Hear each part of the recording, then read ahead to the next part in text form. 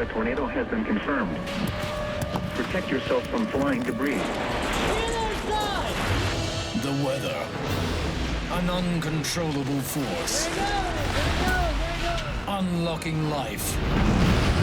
And unleashing chaos. As our planet heats up, the weather is getting more extreme. Oh my God! More terrifying. That is insane. We're gonna lose everything. And even more catastrophic. God damn it, go! With incredible self-shot footage. Golf ball sign, hail!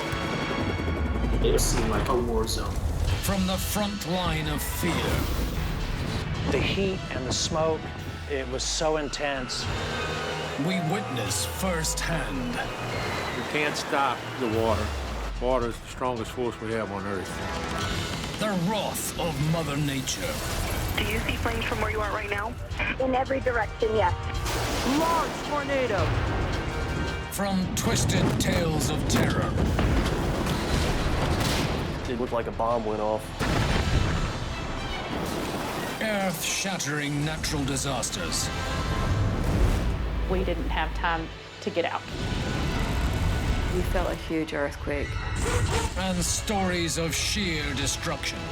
It was sad. Like I've never seen the devastation with my own eyes. We meet the people who have stared death in the face. I was under the water and fighting for my life. Absolutely crazy. Oh my God! Oh my God, oh my God. And survive the full force of the world's deadliest weather.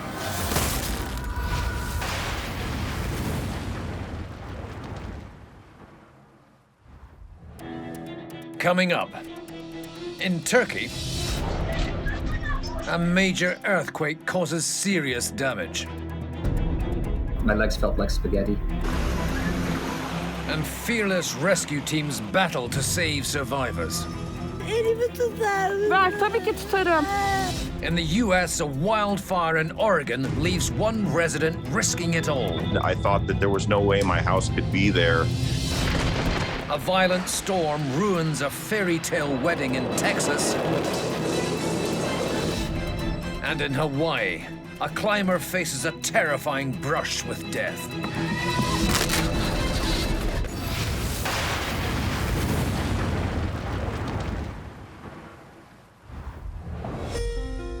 The Aegean coastline of Turkey lies on some of the world's most active fault lines, the population living under a constant threat from earthquakes.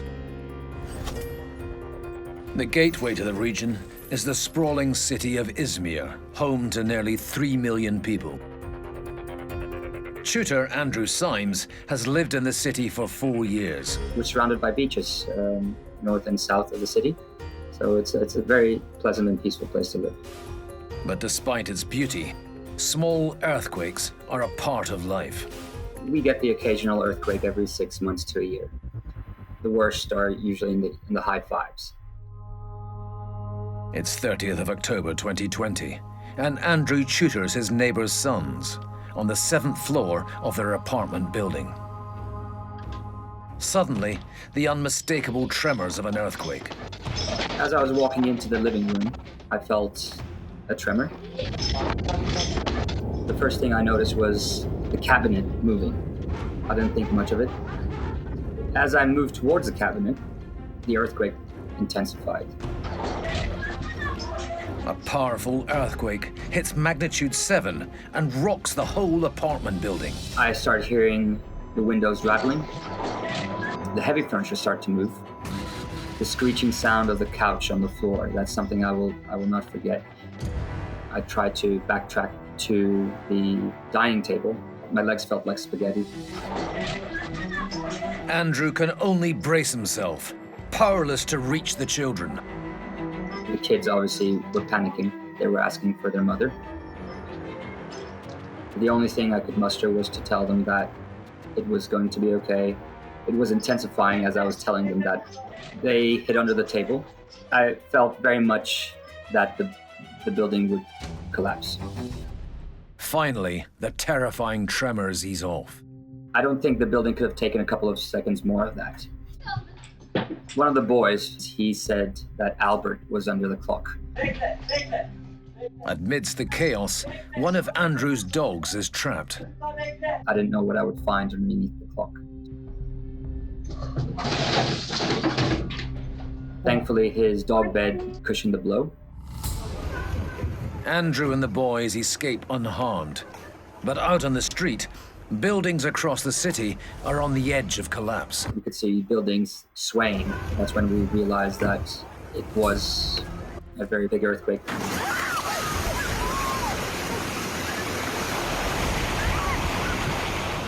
Underground tremors are toppling buildings across Izmir. Paramedic Edanur Dogan is working in a disaster zone for the first time. Bizim edindiğimiz bilgilere göre 11 tane binada bina enkazı olduğunu söylediler. A young girl is trapped beneath rubble, and Edanur must crawl into a ruined building to find her. 16 yaşında olduğunu, işte yanında da köpeği Fıstık'la birlikte olduğunu öğrenmiştik. Evet, belki hayatımı kaybedebilirdim ama benim için gurur verici bir durum oldu.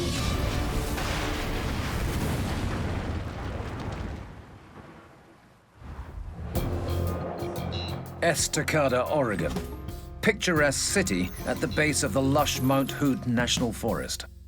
5 miles out of the city lives Jason Hamlow, his wife Becky, and their 2 children. And for Dad Jason, their family home is a dream come true. Out here, we're on 13 acres. We have a stream running through our property. We have giant trees, fresh air, and room to play. It was my dream as a kid, you know.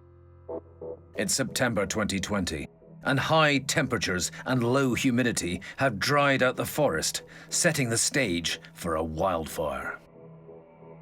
Jason and Becky are aware of the danger, but braving an al fresco anniversary dinner. A windstorm had just kind of picked up out of nowhere. It was forecast, but it went from a really nice afternoon to super windy, and it blew the smoke in from this fire. 30 miles away, fires are growing near the Mount Hood National Forest.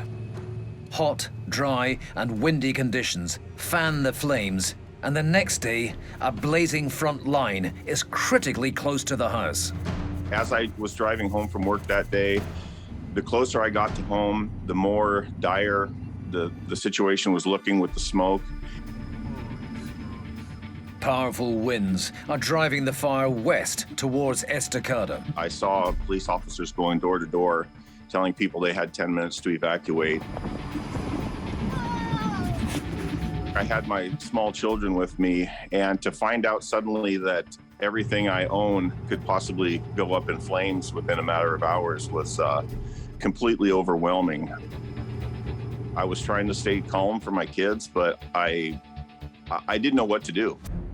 Jason makes it home with his children, but his wife Becky is still at work. I called her and said, we just got evacuated and it is very scary here. Sheriff just stopped and said that the fire is right on the other side of that ridge. And I believe him.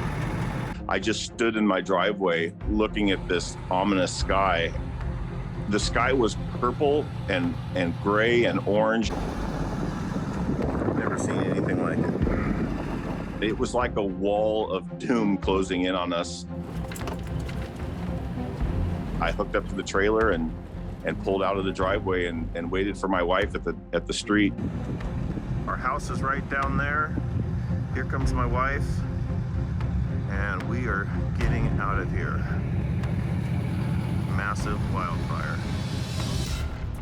After dropping what they could at a friend's house, a few hours later, Jason heads back to the area to try to salvage what more he could from home.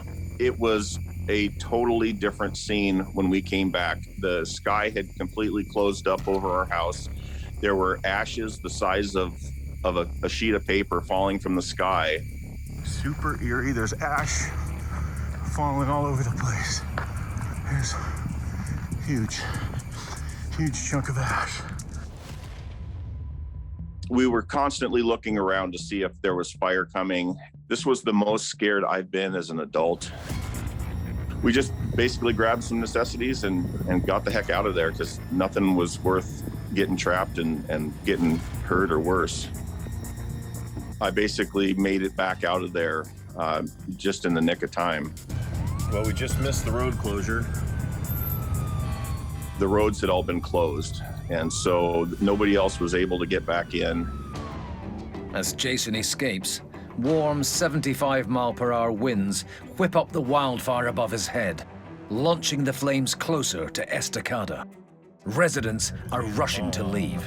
Line of traffic trying to get out of the closure area. There were probably 100 cars and trucks and trailers and people with horse trailers and animals, livestock, and basically everything they could grab. I saw how fast this was coming at us, and I didn't know if I was going to be one of these pictures of these burned out cars sitting on a road where you don't know what happened. Evacuating from an unpredictable wildfire can be a race against time. In Alaska, a couple are forced to flee the Swan Lake fire in their motorhome. Oh my gosh. Dear goodness. Powerful winds fan the flames rising from the edge of the highway. Are you sure this is cool? And it's a fast and furious drive past the inferno. What's happening? As the fire threatens to overwhelm them. It's not good. They make it out the other side and escape with their lives. On the opposite corner of North America, an out-of-control forest fire has spread to the outskirts of Miami, Florida. Flames rip through vegetation at a staggering pace. Wow. And the fire engulfs everything in its path. Whoa. Holy. The fierce flames spread across the road, giving this bystander only one option.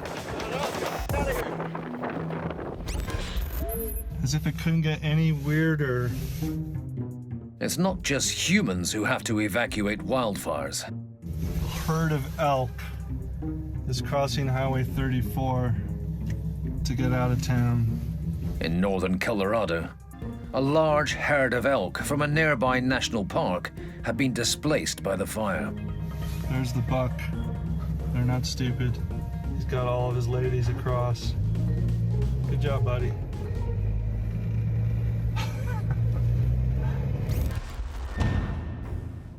Back in Oregon, high winds are stoking a dangerous wildfire.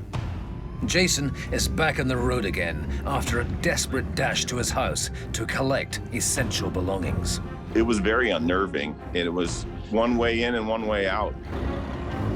He makes it back to safety as the fire rapidly advances towards his home. I basically went to work and thought about whether or not I had a home anymore. I'm about an hour away from the fires, and it is just like the fire is right here. I couldn't get any reliable information. I was trying to keep in touch with my neighbors to see what they had heard, and they were hearing their house was gone. Later, desperate to know one way or the other, Jason and a friend take a risk and drive back to the house, not knowing if it has burnt down. It was like the foggiest day you've ever seen, except you know in the background that you could run into a wall of fire at any time.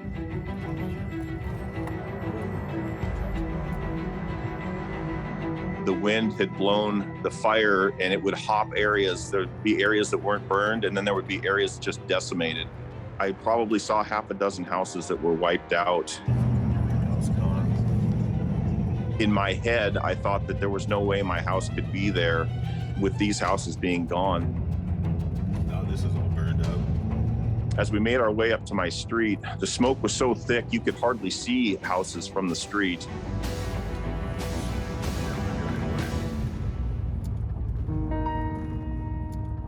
I was driving up our shared driveway and my neighbor's house came into view.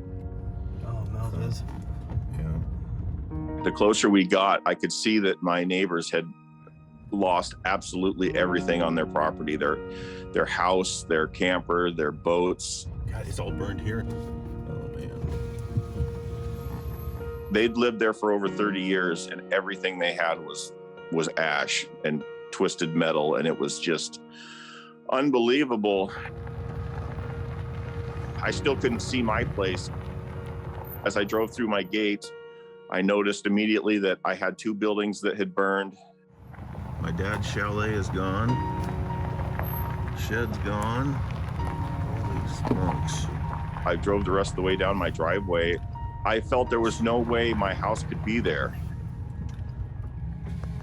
It's there. How is this house still here? That is awesome. All right. It wasn't until I got basically within 100 feet of my house that I could see it was still there. There was ash everywhere, but my house was still there. Well, guys, it is really smoky, but right now my house is here. Relatively unscathed so far. I do have some outbuildings that burnt. It was a really big relief. Somehow, it looks like the fire just stopped right there. Didn't go down the driveway to my house. At the same time, it was devastated for my neighbors. So here is where my trailer was parked the other day when we left. You can't see anything now. Unbelievable. The Riverside fire ripped through 140,000 acres. 3 months after it started, the blaze was finally contained, and charred forests continued to smolder. So this is the right side, Naratil, completely burned out. But nothing on the left. The whole forest had been burned, and there were fires that kept popping up out of old tree stumps. Literally 75 days after the fire, there's still stumps smoldering all over the place. I noticed an open flame not far off the street. I hopped out and grabbed the shovel and did my best to extinguish it. It's been a lucky escape for Jason and his family. We ended up finding out that the fire had actually burned down to literally 1.5 feet away from a woodshed that's 10 feet away from my house. I'm certain that if that building had caught fire, our house would have been gone, and this would have been a different story for us.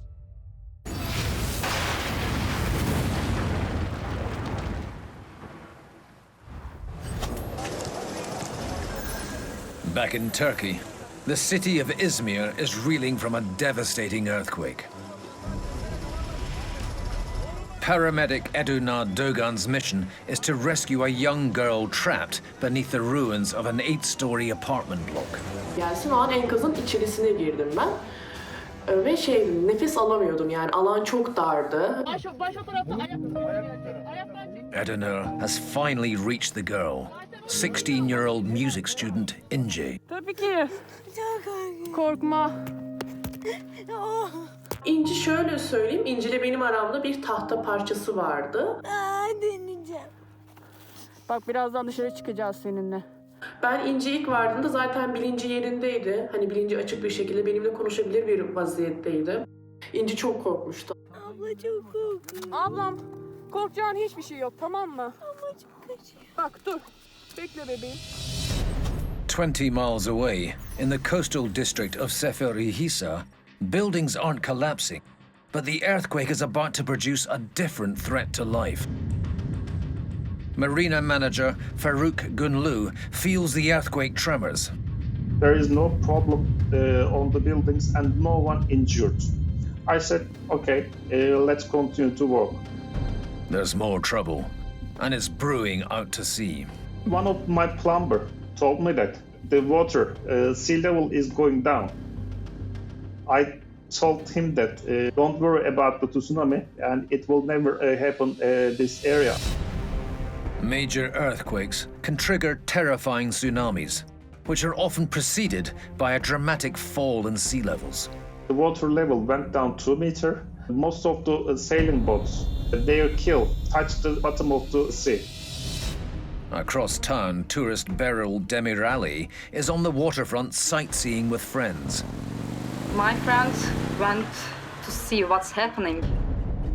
And then he came and he said just to run because the water was coming. Inside the marina, things quickly start to escalate. The water came so quick and so powerful. I totally afraid about the people's life. Waves throw million-dollar yachts around the marina like bath toys. Manager Farouk tries to alert colleagues by filming the destruction. There was a high bridge. I was watching everything on that bridge. The mast of the boat crashed. There was a lot of noise in the marina. But it was a horrible time. Also caught up in the chaos, tourist Beryl escapes to the second floor of a nearby building. In 1 minute, the water came to the first floor, and I thought the water was coming to the second floor, and there were no third floor. Merak etme. Bekle. Orada kıpırdama sen. Tamam hadi amca. Kızım su. Merak etme su. I thought, okay, it's not going to stop, and we are going to die here. Back in the city of Izmir, violin student Inci fights for her life, both legs trapped under concrete rubble. Saat 15'te oldu deprem. Ben o saatten beri bacaklarımı hareket ettiremiyorum. Seni çıkarttığımıza bakacağız bacaklarına bak. Rescuer Edana knows it's crucial to keep her calm and awake. Ben o saatte Aksaray'daydım. Senin için Aksaray'dan geldim ben. Buradan dışarıya birlikte çıkacağız diye onu sakinleştirmeye çalışıyordum.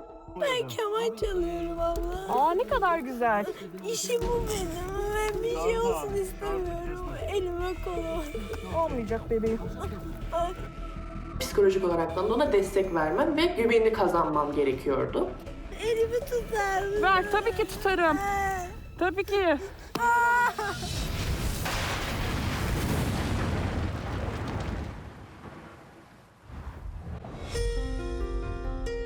The islands of Hawaii, a geological wonder of lush forests, spectacular waterfalls, and deeply dramatic volcanoes.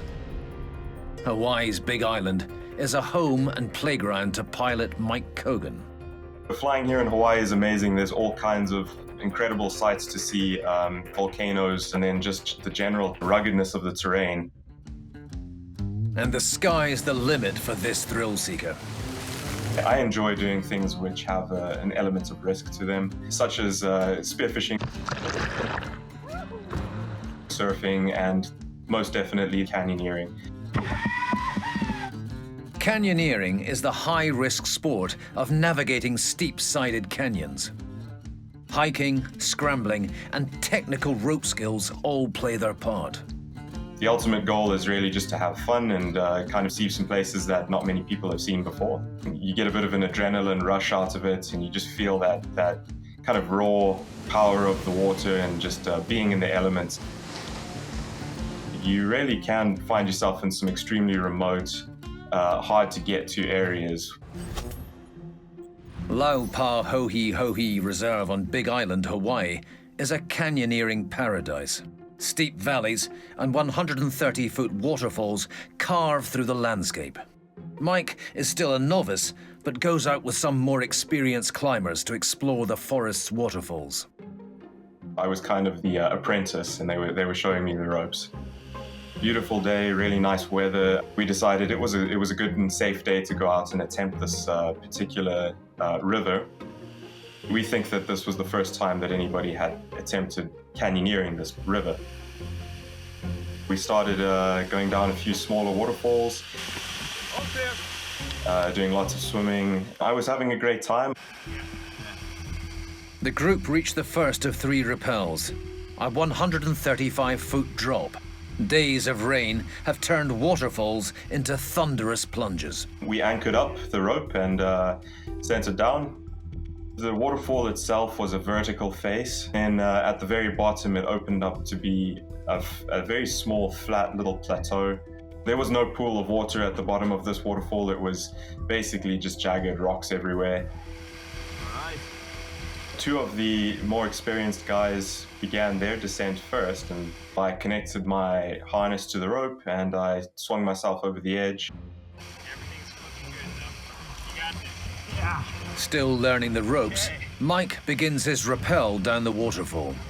As you go down, you get completely bombarded by the volume and by the pressure. You are drowning almost.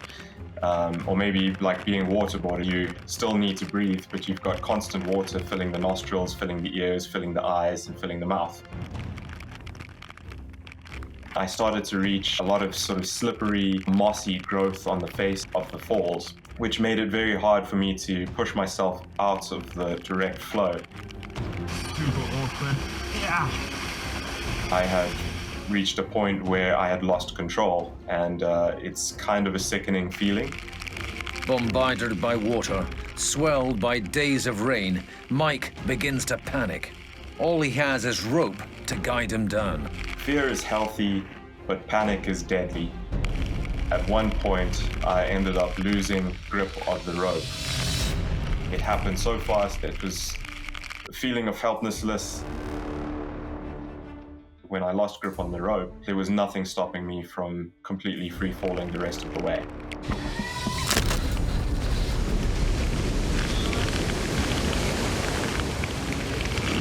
Mike has plummeted 40 feet to the jagged rocks below. I thought that it was going to be the end of me.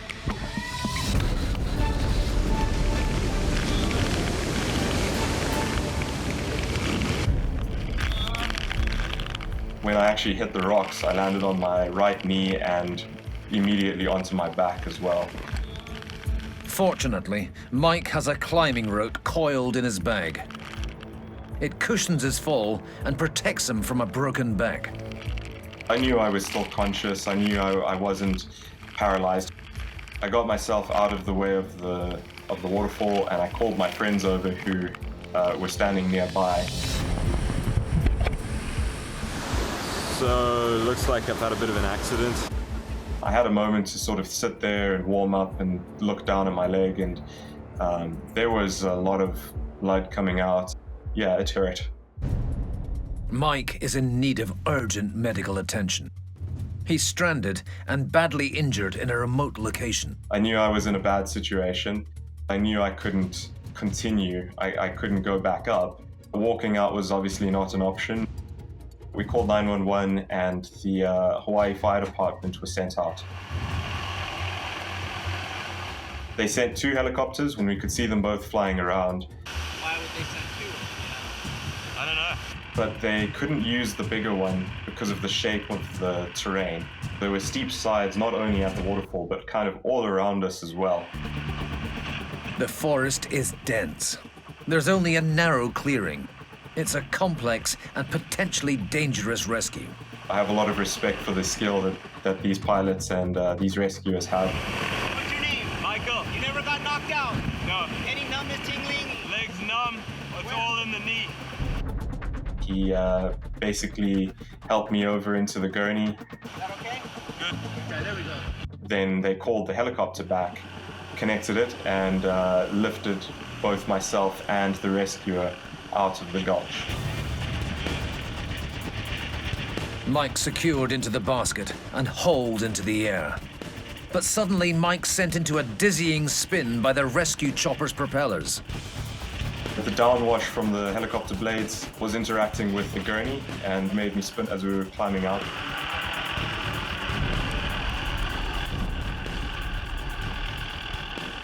Mike makes it to a waiting ambulance and is rushed to hospital.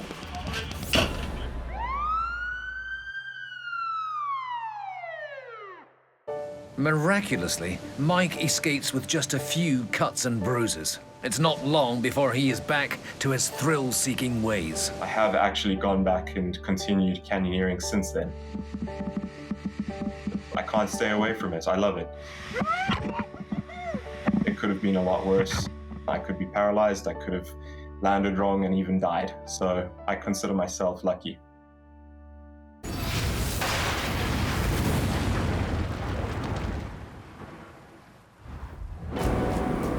Mother Nature can be awe-inspiring and deadly in equal measure. Intrepid explorers sail close to a giant iceberg in the waters of Svalbard, an archipelago near Norway. Icebergs are known to hide 90% of their bulk underwater. Le plus dur dans cette expédition, c'est l'approche sur les fesses de Fred. Crampons and ice picks at the ready, this adventurous duo venture onto the iceberg. They begin their climb on a delicately balanced lump of ice. As their boat silently retreats. Ciao. But their combined weight upsets the giant ice cube.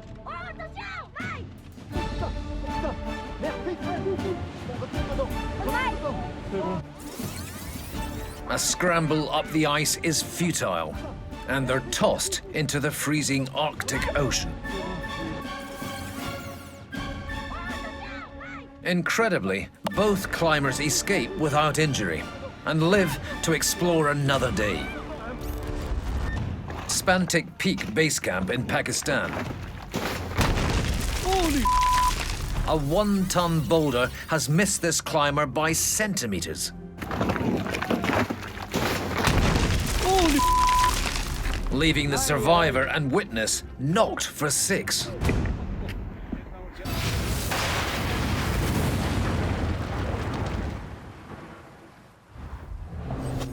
In Turkey, a major earthquake has hit the city of Izmir, leveling buildings across the city.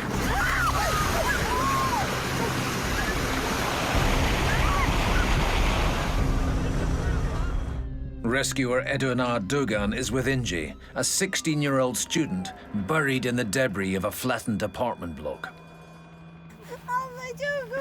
Tamam, hiç korkma. Korkacağın hiçbir şey yok. Ona işlemleri de anlatıyordum. Bilsin kafasında herhangi bir soru olmasın. Hatta bana... Inci's dog is also trapped, and the frightened pet is hampering rescue efforts. Sürekli böyle mesela biz onu çıkarmaya çalışırken elimizi ısırdı. Şunu al Eda. Ana dışı bok oldu dikkat et. Bizi zor durumda bırak. Bir dakika abi. Abi gel. Bacaklarımı, ayaklarımı hissettim. Ne olur çıkarın beni artık. Rescuers carefully remove unstable debris from above in a desperate attempt to save Inci and her dog. Kum taş parçacıkları falan yağdı yani kafama, omuzlarıma, bacaklarıma. Yok. Sadece üstüne bir şeyler attı. Abla çok korktum. One wrong move, and the rest of the building could come crashing down. Sorular soruyordum. İnci bana bak, bana bak. Ne zamandan beri keman çalıyorsun? 10 yıldır. 11 yıldır. Annene çok benziyorsun. Dışarıda annenle konuştum. Annen gayet seni bekliyor, tamam mı? Biz senden haber ilettik. Bunları söyledim ve bana daha çok güven duymaya başladı. Ben çok önceden su içtim. Trapped under heavy debris for almost 17 hours, Inci's massively dehydrated and in need of fluids. O yüzden de vücut içerisinde bir sıvı kaybı gerçekleşiyor. Ve bu insanı ani bir şekilde ölüme götürebilecek derecede şiddetli bir kanamalar meydana gelebiliyor. Çok canım yandı. Bir tane daha alayım. Hemen veriyorum. Özür dilerim canını yaktığım Hayır, için. ondan bacaklarım çok acıyor. Ne olur çıkarın. Tamam, çıkartacağız seni ablam. Freeing her is a delicate operation in unstable surroundings. Every second counts. Daha sonra işte İnci'ye dedim hani senin sırt tahtasını alacağız, bak canın yanabilir. Yuvekil gönder. Yavaş yavaş, yavaş yavaş. Elini kaldırma, sırtını kaldırma. Böyle, yavaş yavaş. Tamam dur bekle ben çekeyim. The rescuers are struggling with a stretcher in the confines of the rubble.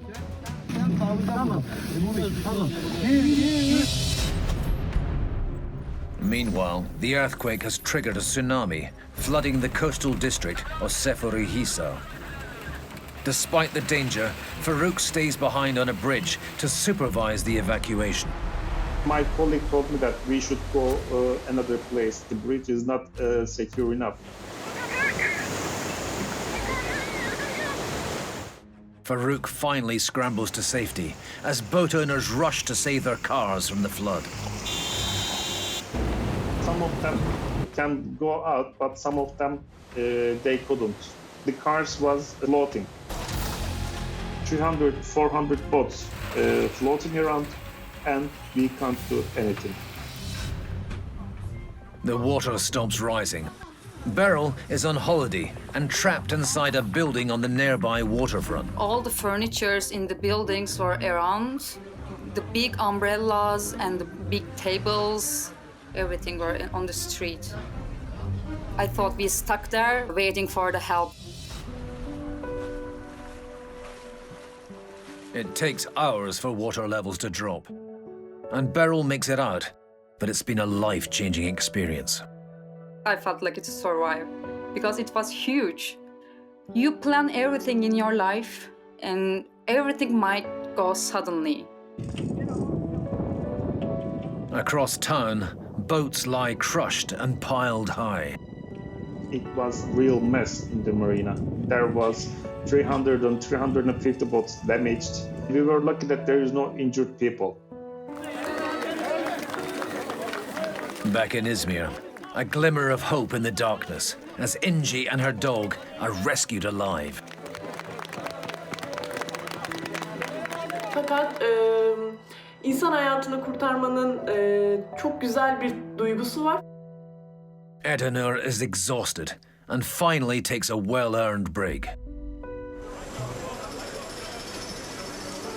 More than 5,000 rescuers worked to reach survivors of the 2020 Aegean Sea earthquake.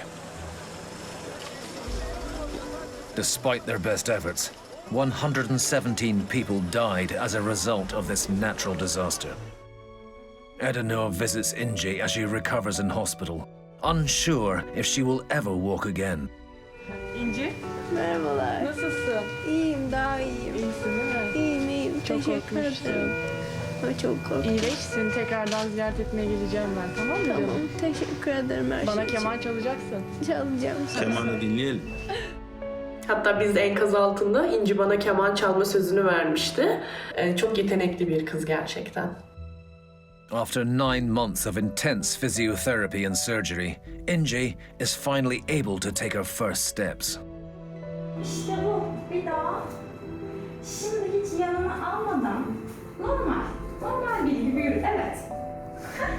Dışarıda dolaşıyorsun. Süper oldu. And the earthquake has forged a bond of a lifetime between Inci and her rescuer, Edanur. İzmir bana bir kız kardeşi hediye etti.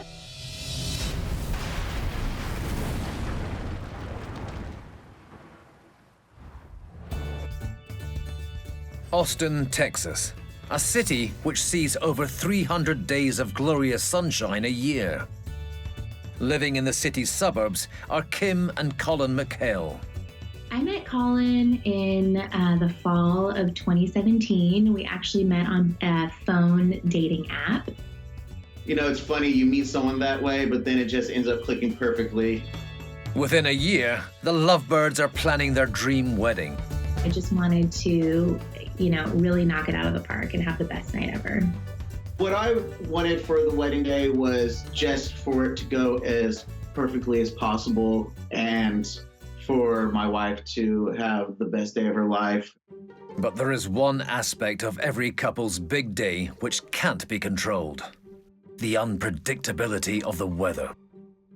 So we had picked a space to have our ceremony that was, you know, under some trees. It was outside, and we knew we were taking a risk. Their outdoor ceremony is booked. Kim and Colin find a local custom they hope will help ward off any wet weather. So there is a tradition where you can bury a bottle of bourbon upside down a month before the wedding.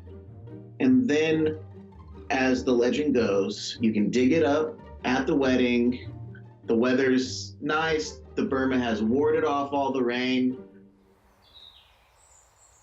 It's May 2019, and the couple's big day has arrived. It starts out with blissful blue skies and sunshine. I remember going to my bridal breakfast with my bridesmaids and just saying, I can't believe it's sunny. Tradition dictates the bottle of bourbon is dug up for the bride and groom to enjoy with their guests on the morning of the ceremony.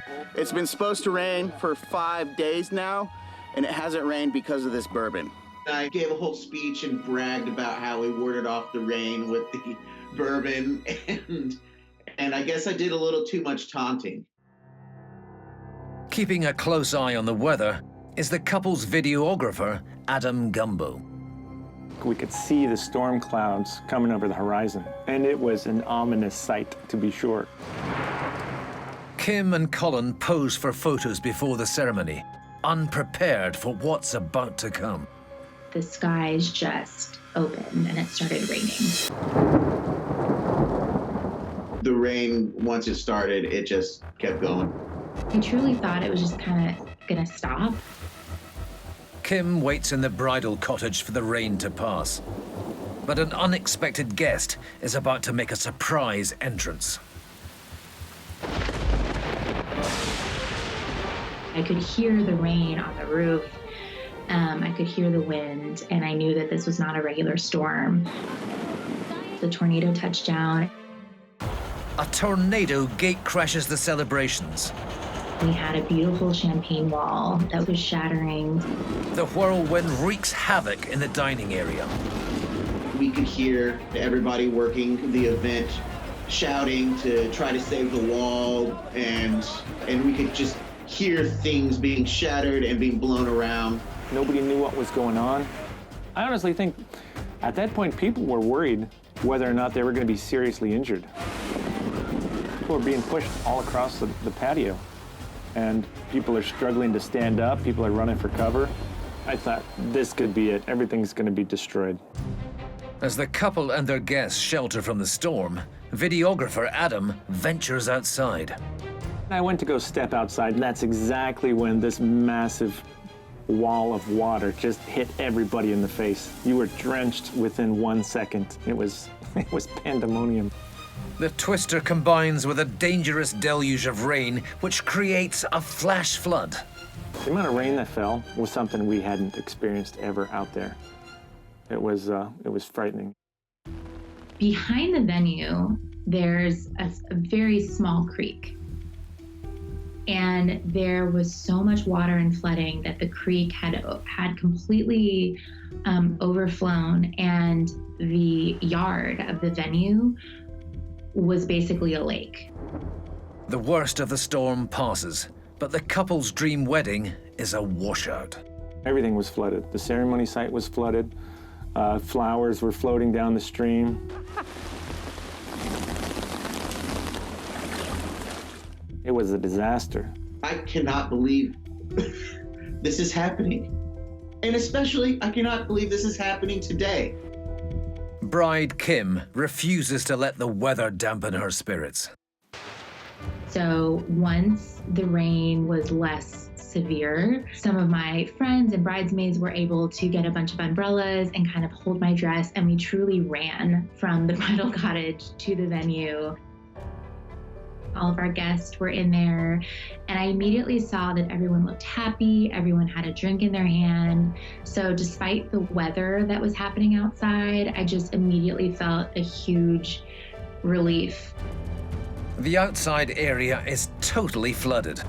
Kim and Colin must tie the knot on the dance floor, surrounded by some very soggy friends and family. We're like, this is it, this is where we're doing it, let's do this. Your soul is larger than life, and forever and always, I soulmate you. Kimberly, you're the love of my life. You make me feel like I'm right where I need to be, in life, I vow to carry that passion through our entire lives. Multiple tornadoes were reported the day of the wedding, bringing damaging winds and torrential rain. But come rain or shine, this happy couple can look on the bright side. Not many people can say that their wedding was crashed by an actual tornado. People actually have come up and said, now this is a wedding I will never forget.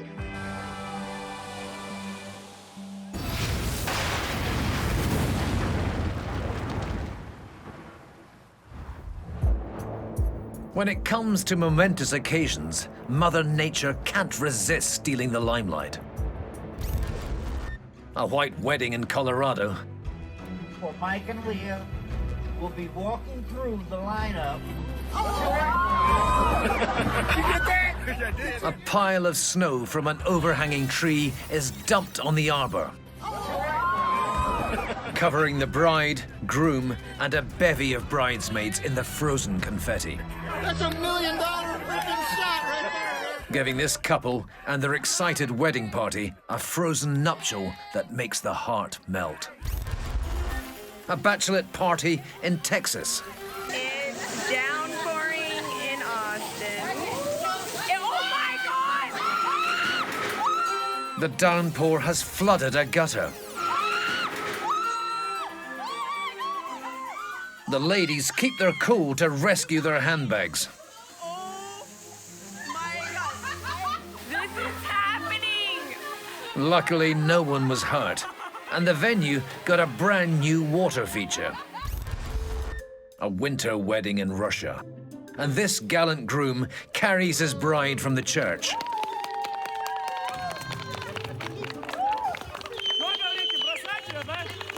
Trying to throw your new wife from an icy platform isn't a great start. And won't go without a frosty stare.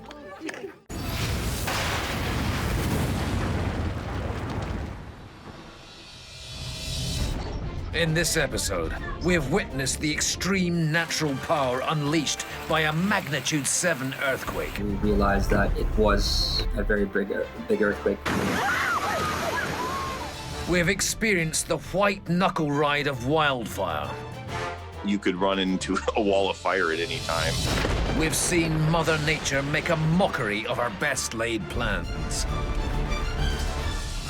And next time, there will be more. Because deadly weather stops for no one.